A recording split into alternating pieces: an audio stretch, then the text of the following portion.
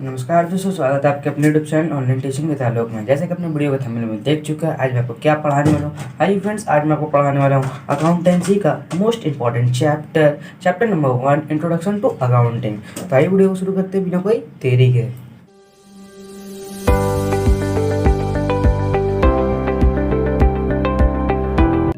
Chapter 1, introduction to accounting. आइए जानते हैं अकाउंटिंग के बारे में। ठीक है, पहला हमारा क्वेश्चन क्या, डिफाइन अकाउंटेंसी। अभी अभी अकाउंटेंसी है क्या? आपसे ये क्वेश्चन 3 प्रकार का पूछ सकता है। What is accountancy, what do you mean by accountancy, या डिफाइन अकाउंटेंसी। ये क्वेश्चन को 3 बार घुमा के पूछिएगा। ठीक है, ये क्वेश्चन 2 मार्क्स का है। Accountancy is the subject from which rule, regulation and principle and system of accounting are known। Accountancy क्या है? एक सब्जेक्ट है from which rule, regulation, principle and system जो अकाउंटिंग के बारे में पता चलता है। बस अकाउंटेंसी यही है। तो फिर आता है प्रोसेस ऑफ अकाउंटिंग।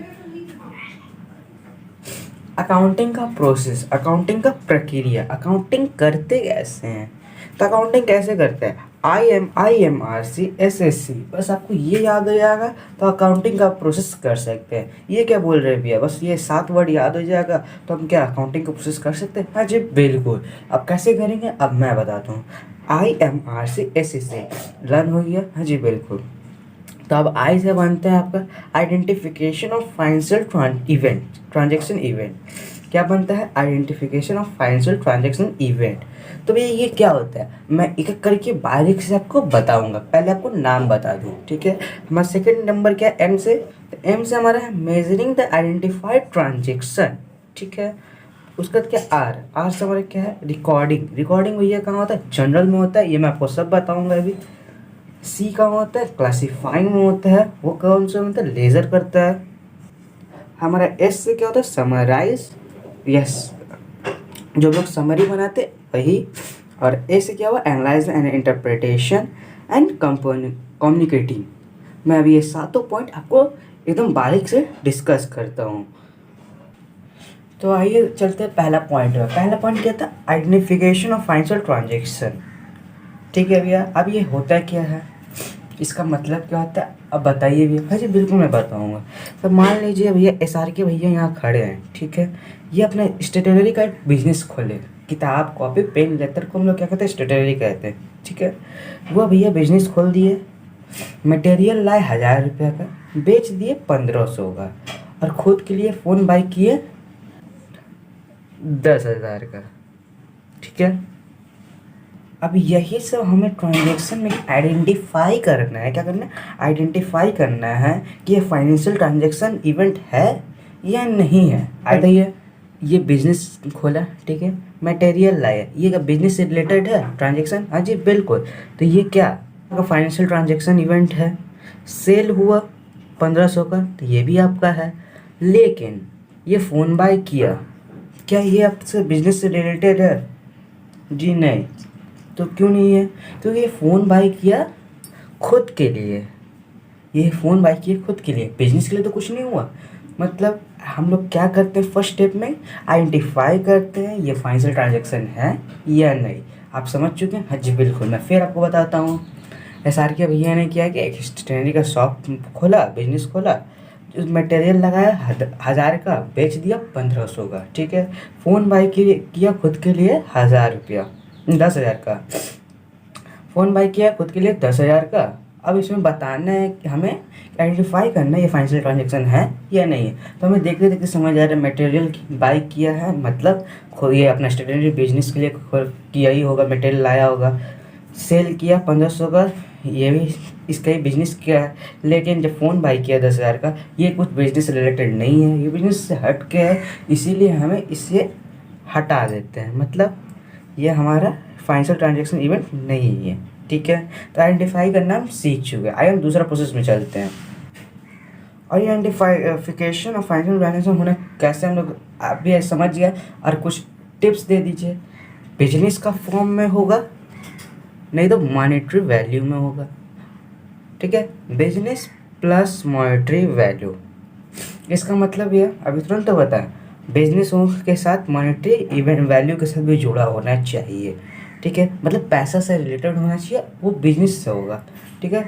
और जैसे बाहरी कुछ हुआ तो वो हमारा बिजनेस नहीं कहलाता, आइडेंटिफिकेशन वो कैंसिल हो जाएगा वहीं पर, ठीक है। मैं क्या कहना चाहता हूँ समझ गया। एक दूसरा प्रोसेस में चलते हैं। दूसरा प्रोसेस क्या है, मेजरिंग द आइडेंटिफाइड ट्रांजेक्शन। अब ये होता क्या है मेजरिंग द आइडेंटिफाइड ट्रांजेक्शन, मैं आपको बताता हूँ। जो हमारा ट्रांजेक्शन हुआ अभी, क्या हुआ ट्रांजेक्शन, हमने कितना माल किया था, 1000 का, हमने 1500 का बेच दिया। बस यही दोनों को हम लोग मेज़र करेंगे, आइडेंटिफाई करेंगे ट्रांजेक्शन को, समझ गया। मैं आपको क्या कहना चाहता हूँ। थर्ड नंबर पॉइंट क्या था, थर्ड नंबर पॉइंट था रिकॉर्डिंग। रिकॉर्डिंग वर्ड भी सुना सुना लग रहा है, क्या रिकॉर्ड करना रिकॉर्डिंग होता है? हाँ जी बिल्कुल। हम हर एक ट्रांजेक्शन को हम लोग रिकॉर्ड करते हैं, उसे हम लोग क्या कहते हैं, रिकॉर्डिंग कहते हैं। और रिकॉर्डिंग में हम क्या बनाते हैं भैया, जनरल। ये मैं जैसे आपको उस समय बताया क्या बनाते हैं, जनरल। एक खाता बनाते हैं जिसमें परचेज सेल हुआ जो जो लिख देते हैं। देखिए जैसे लिखा हुआ परचेज सेल, परचेज के 1000 का, सेल के 1500 का। बस एक तो जनरल, एक तो खाता बनाएंगे, किताब बनाएंगे, कॉपी बनाएंगे, उसमें हम लोग ये लिख देते हैं कि क्या हमारा परचेज हुआ, क्या सेल हुआ। ये हमारा रिकॉर्डिंग का काम होता है। ये आपको मैं जनरल और लेजर सम्स बनाऊंगा जब ये बेसिक टर्म्स खत्म हो जाएंगे तब, ठीक है। फोर्थ नंबर पॉइंट क्या है हमारा, फोर्थ नंबर पॉइंट है क्लासीफाइंग। अभी क्लासीफाइंग वर्ड भी सुना सुना लग रहा है कि क्लासीफाई करना। हाँ जी बिल्कुल। अभी आप अब परचेज का एक परचेज सेल हम तो एक ही खाता में लिख दिया। कोई हमसे पूछेगा कि राम ने खरीदा 1500 का सामान, ठीक है, तो जल्दी से मिलेगा आपको? जी नहीं मिलेगा, क्योंकि उस परचेज सेल दोनों एक साथ में लिखा हुआ है, खोजने में बहुत तकलीफ होगा। तो आप हम लोग को क्या करना पड़ेगा भैया, हम लोग को लेज़र बनाना पड़ेगा। अभी लेज़र होता क्या, परचेज को अलग खाता, सेल का अलग खाता, समझिए क्या करना है, अलग अलग। जैसे आप सेपरेट कॉपी बनाते हैं ना, इंग्लिश का अलग कॉपी, हिंदी का अलग कॉपी, मैथ्स का अलग कॉपी, हिस्ट्री का अलग कॉपी, वैसे यही है। फिजिक्स परचेज का अलग कॉपी बनाएंगे, सेल का अलग कॉपी बनाएंगे। जैसे यहाँ लिखा परचेज मैंने कितना किया था, 1000 का, मैं सेल क्या किया 1500 का। इसी को हम लोग कहते हैं क्लासीफाइंग। अब आता है समराइजिंग। अभी समराइजिंग क्या होता है, आप चैप्टर का कभी समरी बना है, कभी चैप्टर का समरी देखे ना जी, बिल्कुल देखे होंगे। वैसे ही जितना हमारा सेल हुआ, ये सेल हुआ, परचेज हुआ, उसका हम एक समरी बनाते हैं। क्या बनाते हैं, टोटल सेल का हम लोग क्या क्या बनाते हैं, ट्रायल बैलेंस बनाते हैं, ठीक है। ये आपका सब है चैप्टर, मैं इसे पूरा डिस्कस करूँगा।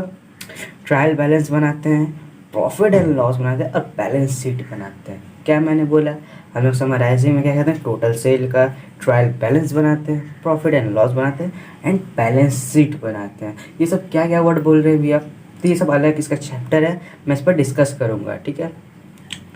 तो ये हमारे इसमें क्या कहते हैं, इस समराइजिंग में ये रूल फॉलो करते हैं। ये सब हमारा एक प्रोसेस है, अकाउंटिंग करने का क्या है, ये हमारा एक प्रोसेस है, प्रक्रिया है। इससे हल्का से भी हटा मतलब वो अकाउंटिंग नहीं कहलाएगा। फिर आता है एनालाइजिंग एंड इंटरप्रिटेशन। अब एनालाइजिंग वर्ड भी सुना सुना लगा, एनालाइज करना। क्या करना, एनालाइज करना है।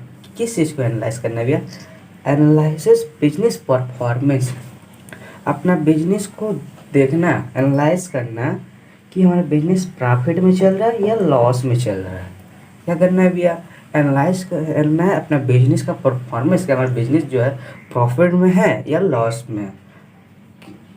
और हमारा लास्ट पॉइंट क्या है, 7 number, communicating.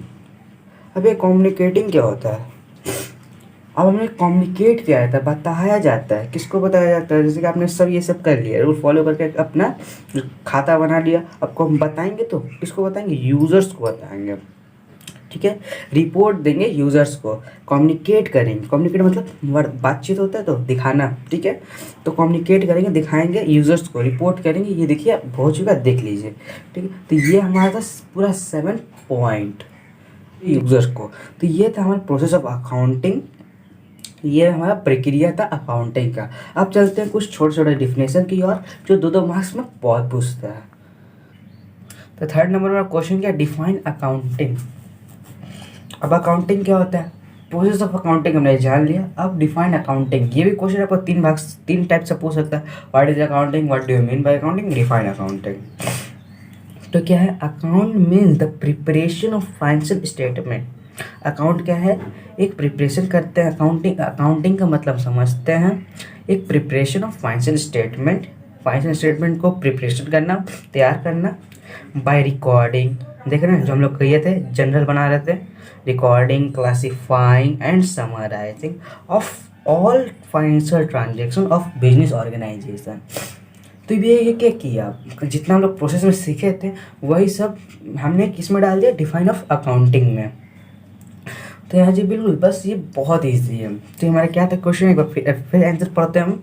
Accounting means the preparation of financial statement, जो प्रिपरेशन किसका करेंगे, तैयार किसको करेंगे, फाइनेंशियल स्टेटमेंट को, बाय कैसे, तो रिकॉर्डिंग, क्लासिफाइंग एंड समराइजिंग, इन तीनों की मदद से, of all financial transaction of business organisation. पूरा फाइनेंशियल ट्रांजेक्शन किसका करेंगे, बिजनेस किसी का तो करेंगे ना, किसका करेंगे, बिजनेस का संगठन को, बिजनेस का ऑर्गेनाइजेशन को। आप अब समझ चुके डिफाइन अकाउंटिंग। ये आपको क्वेश्चन पूछता है 2 मार्क्स में। 4th नंबर क्वेश्चन है, who is called the father of modern accountancy.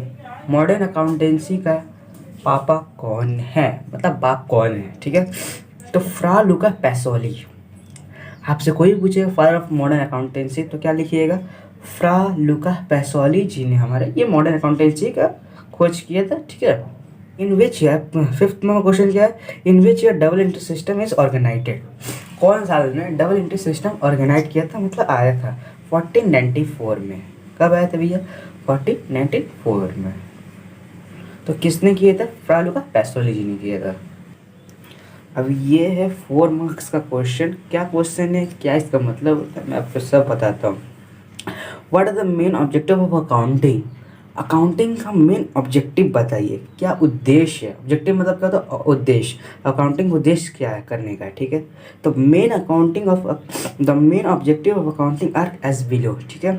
तो पहला पॉइंट क्या है, to determine profit and loss. हाँ भैया, हम लोग डिटरमाइन करते हैं, देखते हैं प्रॉफिट हो रहा है या लॉस होता है, सब बिजनेस हम लोग यही करते हैं। To know the actual financial position of business. हम जानते हैं, नो का मतलब जानना होता है, हम लोग जानते हैं जो हमारा एक्चुअल फाइनेंशियल पोजीशन कैसा है बिजनेस का, अच्छा है या ख़राब है। तो to know the amount of cash in hand, cash at bank. भैया ये क्या होता है, cash in hand, cash at bank, मतलब कैश इन हैंड मतलब हमारा घर में कितना पैसा है, मतलब हमारे हाथ में कितना पैसा है, ऑफिस में कितना पैसा है या घर में कितना पैसा है। और कैश एट बैंक, हमारा बैंक बैलेंस कितना है। कैश एट बैंक मतलब बैंक बैलेंस, यहाँ पर मैं लिख दे रहा हूँ, बैंक बैलेंस, ठीक है। बैंक बैलेंस हमारा कितना है। तो हमने ये 3 पॉइंट में क्या समझा, अभी और भी पॉइंट है देखेंगे, पहले ये 3 पॉइंट को पूरा अच्छे से क्लियर करते हैं। टू डिटरमाइन प्रॉफिट और लॉस, प्रॉफिट हो रहा है या लॉस हो रहा है हम ये जानते हैं। To know the actual financial position of the business, actual position जानते हैं कि बिजनेस का हमारा कैसा है, ठीक है, ये अच्छा है ये खराब है। टू नो द अमाउंट, हम अमाउंट को देखते हैं कि कैश इन हैंड, हाथ में कितना है या घर में कितना है, ऑफिस में कितना है, और कैश एट बैंक में कितना है, बैंक बैलेंस कितना है। ये सब हमारा क्या था, मैं ऑब्जेक्टिव्स था अकाउंटिंग का। और भी ऑब्जेक्टिव है, ये क्वेश्चन आपको 4 मार्क्स में पूछता है, लॉन्ग टाइप क्वेश्चन ये है। हमारा 4th नंबर पॉइंट क्या है, to know the amount due to supplier can we know from the books of account. अब ये भी एक क्या लिखा है, 3 लाइन का भाषा। हम जानते हैं अमाउंट मतलब पैसा कि हमारा कितना बाकी है सप्लायर के पास, ठीक है।